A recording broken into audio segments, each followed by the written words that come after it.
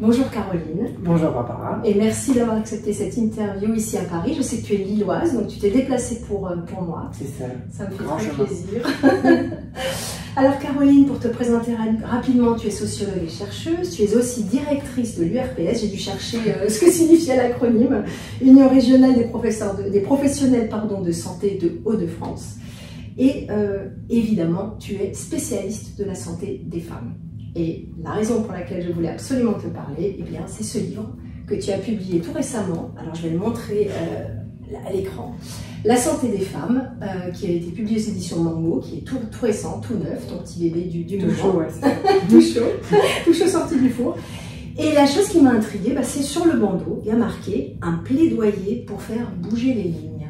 Alors, de quelle ligne faut-il faire bouger? Maintenant que l'espérance de vie des femmes est quand même supérieure à celle des hommes, qu'est-ce qu'il faut faire bouger encore? Et c'était tout l'enjeu pour moi de ce livre, c'est pas de faire un énième livre sur une description de la santé des femmes qui ont toutes leurs valeurs, mais pour le coup qui me correspond moins à ma personnalité.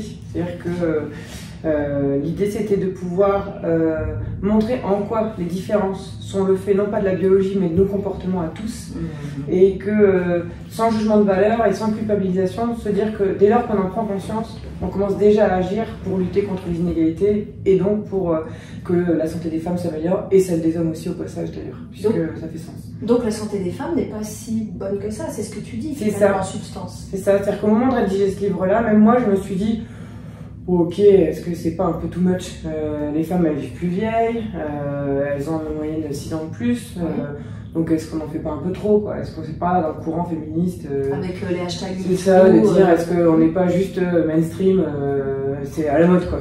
Et puis finalement quand on regarde toutes les données, quand on regarde les trajectoires, il y a un vrai sujet en fait, c'est-à-dire que certes les femmes elles vivent plus longtemps, mais finalement en bonne santé elles vivent autant que les hommes, donc si ce n'est parfois moins. Donc est-ce que ça sert de vivre vieux si on vit mal? C'est déjà un premier sujet. Et puis après on se rend compte que dans leurs conditions de vie, il y a beaucoup à dire. C'est-à-dire qu'il y a beaucoup de discrimination, il y a beaucoup de stigmatisation qui fait qu'elles pourraient être bien plus heureuses si elles prenaient conscience de ces éléments-là et si on prenait conscience de ces éléments-là, parce qu'on fait société, en tant que société tous ensemble. Et donc pour le coup on ne s'en rend pas forcément compte. Mais on va être des contributeurs actifs d'une petite souffrance, d'un petit mal-être qui peut se résoudre pour moi tellement facilement si on en prend conscience. D'accord, donc prise de conscience c'est la première chose. Et puis donc ce que tu essaies de faire c'est te battre contre certaines, alors j'ai lu des représentations un petit peu qui sont ancrées en nous et qu'on porte encore sur nos épaules, comme la douleur qui serait une fatalité par exemple. Oui, tout à fait, l'idée c'est de se dire qu'on a des constructions du féminin et du masculin qui font qu'on a intégré, on a intériorisé des normes de comportement qu'on n'interroge même plus et qui font que finalement on se retrouve pénalisé. C'est-à-dire que, alors je ne sais plus si ça se fait encore parce que moi je ne l'ai pas subi, mais quand j'étais plus jeune, quand les femmes, les jeunes filles avaient la première règle, on leur mettait une baffe pour leur porter bonheur par exemple. Si vous regardez le film, je ne sais pas si vous avez vu le film Diabolomante par exemple, mais dans Diabolomante, quand elle a ses règles, la petite Anne, sa mère elle met une torgnole mais magistrale. Et pour le coup, ma meilleure amie avait subi le même sort en porte-bonheur en fait, en disant t'es devenue une femme, bam. Ah ben, ça serait bien voilà. Et je trouve que c'est assez révélateur on intègre une certaine dose de souffrance. On devient femme, du coup on va souffrir pour les règles, on va souffrir pour l'accouchement, et c'est normal, et il faut l'intégrer. On souffre pour la ménopause. C'est ça, on va souffrir si on a des relations sexuelles, c'est normal, c'est dans la tête, et on interroge peu finalement cette notion de souffrance. Et donc l'idée c'est de voir comment ça se construit, comment aussi les sciences ont montré que c'était pas vrai, pour justement dire que c'est pas un discours. C'est-à-dire qu'on a aussi longtemps dit que les femmes étaient des petites choses fragiles. Oui, c'est ça. J'ai vu quelque chose dans ton bouquin là qui m'a beaucoup interpellée. Tu disais que tu dis que le sexe faible est une construction médicale pour contrôler les femmes. C'est ça. C'est-à-dire qu'au tout début des connaissances médicales, au moment de la découverte de l'anatomie et du corps humain, c'est que des hommes qui construisent les connaissances à ce moment-là, que des hommes, on va dire, blancs, européens, et ils construisent de ce fait le corps de référence comme étant le corps de l'homme. Et donc, le corps de la femme devient un corps par défaut, et donc tout ce qui n'appartient pas à l'homme devient quelque chose de non fini, ou d'imparfait. Et donc le corps de la femme à cette époque, et ça a été contredit depuis, mais à cette époque on dit que les femmes ont des os plus faibles, des os plus petits, qu'elles ont un cerveau plus petit, oui, exact, ça, qu'elles sont plus petites, et donc du coup elles sont plus faibles. Et donc les femmes deviennent des sortes d'hommes manqués, et puis elles sont forcément des hommes un peu ratés, puisque elles ont des règles, leur appareil génital il est intériorisé, il n'est pas extériorisé, il n'est pas fini, quoi. Donc, et tout ça c'est une construction dont on sait aujourd'hui que c'est pas vrai. C'est-à-dire que je demande dans la rue sur quoi on base le sexe faible, personne ne saura répondre, sauf que ça vient de là, mais le terme on l'a encore gardé, et donc on l'a encore intériorisé. Et donc par exemple quand vous êtes enceinte, c'est pas une maladie, mais on est une petite chose fragile pour laquelle il faut faire attention, etc. Et donc cette notion de sexe faible qui doit aussi aller consulter, se faire prendre en charge.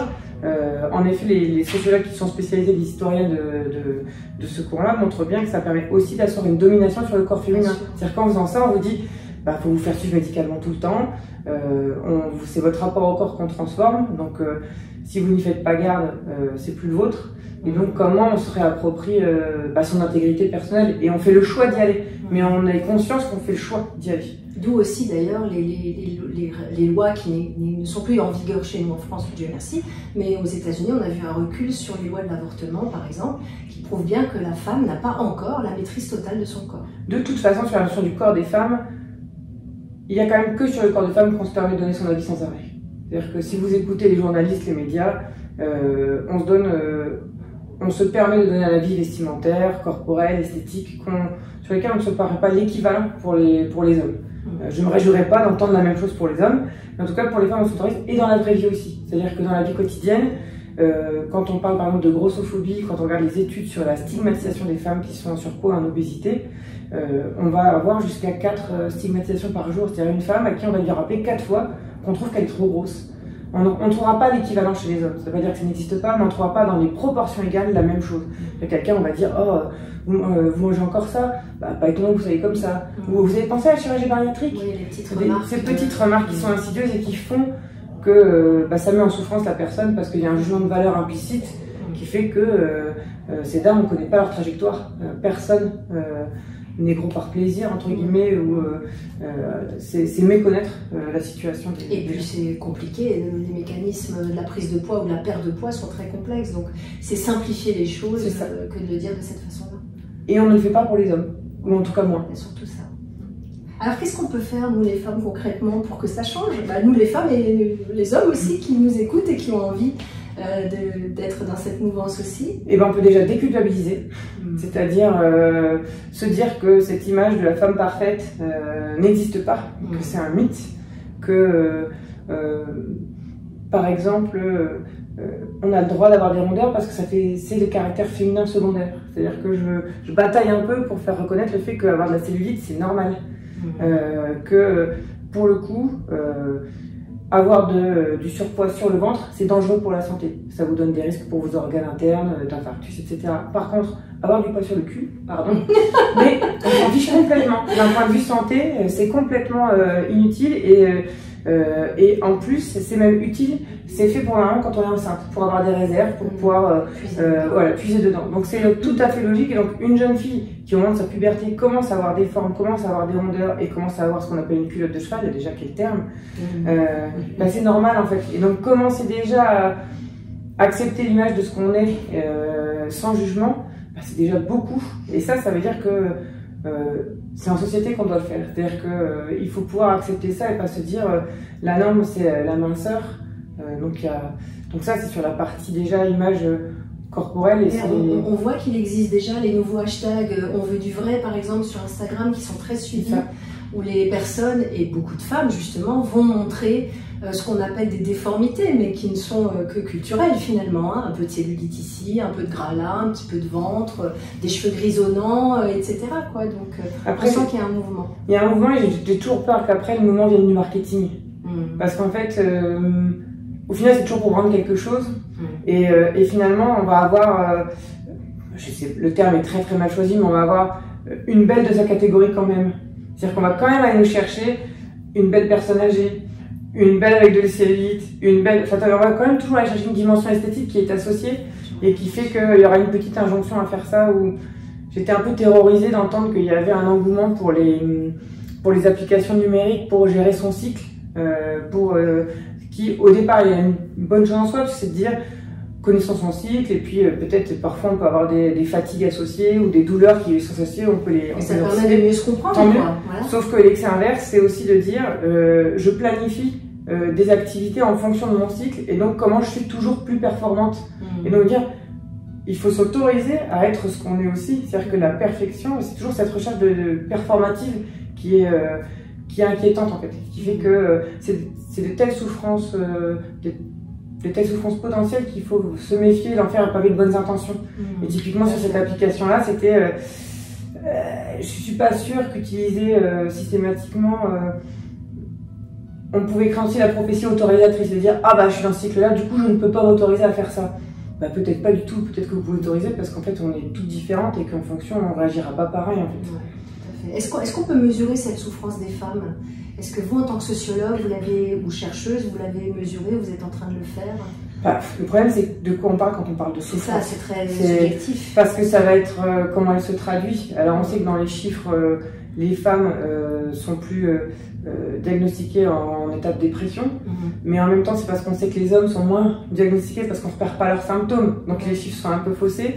Malgré tout, si on considère que la souffrance a dû aussi de conditions de vie qui sont plus difficiles, là c'est indéniable, les conditions de vie des femmes sont plus difficiles et c'est les chiffres qui le montrent. Par exemple sur les familles monoparentales qui sont dont une partie sont malheureusement sous le seuil de pauvreté notamment, et même les familles monoparentales, on sait en termes de charge mentale tout ce que ça peut engendrer. 85% des chefs de famille sont des femmes. Donc je dis pas que être à la tête d'une famille monoparentale en étant femme c'est forcément source de souffrance, mais c'est quand même... Il y a une grosse charge mentale déjà. En tout cas, on ne simplifie pas la vie. Ouais, et si derrière, vous êtes avec un emploi précaire, si votre vie est compliquée, forcément, la dépression que vous avez, elle n'est pas liée à vos hormones, elle est liée à vos conditions de vie. Et ça, c'est aussi quelque chose y compris avec les experts avec lesquels j'ai pu discuter dans mon livre, sur lesquels on voulait vraiment aussi axer, c'était de dire attention, arrêtons de dire que la dépression, par exemple, c'est un truc de bonne femme, ou ce serait les hormones, ou quelque chose comme ça. Non, c'est d'abord parce qu'elles ont des conditions de vie bien plus merdiques, et elles dépriment pas parce que c'est les hormones, elles dépriment parce que leurs conditions de vie, elles sont pas bonnes en fait. Donc commençons par améliorer les conditions de vie, et normalement ça devrait déjà aller beaucoup mieux, parce que ça va pas le terreau, ça va pas. Tout à fait. Et est-ce que vous avez l'impression que c'est propre à la France ou qu'on retrouve un peu ces choses-là? Non, malheureusement non. Et je pense qu'il faut vraiment contextualiser à chaque fois la situation. Il y a des choses pour lesquelles on est bien lotis. Il faut aussi remettre les choses en place quand on regarde.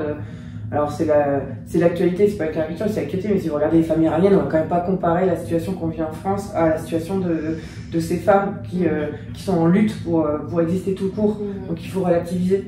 Donc l'idée c'est de se dire attention, prenons le contexte français, prenons la situation française, comparons aussi à la situation des homologues hommes. Et puis en disant là il y a de la discrimination, il faut lutter contre. C'est pas minimiser ce qui se passe. Et on montre quand même que accéder à l'éducation pour les femmes et les jeunes filles, c'est des éléments qui permettent de rehausser une société dans son ensemble en fait. C'est ça. Donc il y a des plaidoyers de l'Organisation mondiale pour la santé en disant que pour la santé des femmes, ça génère aussi une société qui va mieux. C'est ça. Et vous le dites dès le début dans votre livre. Tu le dis, bon, ça y est, je recommence. Vous survolez les principes. Et tu le dis dès le début dans ton livre, je recommence. Et tu le dis dès le début dans ton livre que justement la santé des femmes, elle va aussi aider la société tout entière. Et ça, je trouve que c'est un beau message parce que très souvent, quand on lutte comme toi dans ce genre de clichés, de stéréotypes, etc., on est très vite tagué, qualifié de féministe, qui avec toutes les connotations négatives, péjoratives qui s'y rattachent. Alors qu'en fait, le but, c'est pas de dire les femmes sont meilleures ou les femmes sont au-dessus ou les femmes doivent avoir plus, mais c'est de dire pratiquons l'équité, pas l'égalité parce qu'on n'est pas égaux, mais l'équité. Et du coup, on améliorera la société dans son ensemble. Et je trouve ça, c'est vraiment un message très fort à donner. Oui, c'est ça, c'est-à-dire que je pense que les féministes ont leur combat qui est utile. C'est juste que moi, c'était pas l'objet du livre. Parce que dans les discussions qu'on avait eues, j'avais peur que parfois certains propos qui seraient trop étiquetés comme féministes, parce que j'ai vraiment un profond respect pour ce mouvement, fassent qu'on ne lise pas le propos et que résultat on dépasse pas l'étiquette pour ce qu'il y avait dedans. Et d'ailleurs une amie sociologue qui m'a dit que c'était pas un livre féministe. Mais ce qui te fait plaisir ou tant pas? mieux, tant mieux parce que c'était pas le but en fait. Déjà parce que c'est pas mon expertise. C'est-à-dire que je n'oserais pas dire que je suis féministe parce que je connais pas bien leur courant, je connais pas le mouvement, donc je me garderais bien de me prévaloir de ce que je ne suis pas. Moi, mon champ, c'est la santé et les inégalités sociales de santé. Et pour le coup, en le regardant, on se rend compte que donc les femmes, on nous assigne cette position de il faut être à la fois des femmes fragiles, mais en même temps assumer la charge mentale et en même temps tout assumer. Et en même temps, les hommes, on leur dit aussi d'être des gros costauds, d'être sensibles mais pas trop, de pas pleurer. Et ce qui fait que quand on commence à démêler un peu tout ça, on se rend compte que eux aussi sont pénalisés. C'est-à-dire que leurs propres stéréotypes font qu'ils vont aller moins consulter le médecin, que en effet, quand ils vont pas bien, ils vont plutôt tendance à avoir des conduites addictives, et que si on va pas chercher ces comportements-là, on passe à côté d'un mal-être qu'ils vont avoir. Et donc finalement, interroger nos stéréotypes collectifs, ça permet que tous on aille mieux et qu'on soit pas en fait emprisonné de ces caricatures entre guillemets. C'est-à-dire que on peut l'être si on le choisit et si c'est notre caractère et notre tempérament, mais nous assigner à des fonctions qui de fait feraient que parce qu'on est homme, voilà, parce que on a un pénis, on serait forcément costaud, et parce qu'on a des ovaires et un vagin, on est une femme fragile. Bah non, c'est pas entendable quoi. Ouais, tout à fait. Alors, comme on a choisi un format court, je vais te demander de me donner peut-être la phrase ou disons l'enseignement que tu as envie de transmettre. Il n'y a qu'une idée à retenir de ce bouquin, qui est par ailleurs magnifique, je conseille vraiment à tout le monde de le lire.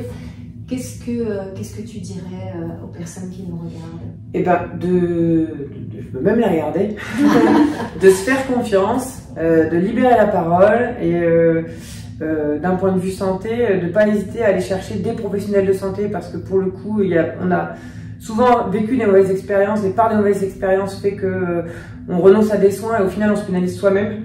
Donc oser changer de professionnel de santé, se renseigner sur ce qui existe, ça permet d'aller mieux, mais d'abord se faire confiance. Si on sait qu'il y a quelque chose qui ne va pas ou qu'on peut aller mieux, c'est que c'est vrai. Donc voilà. Merci beaucoup Caroline pour ce magnifique entretien et à bientôt.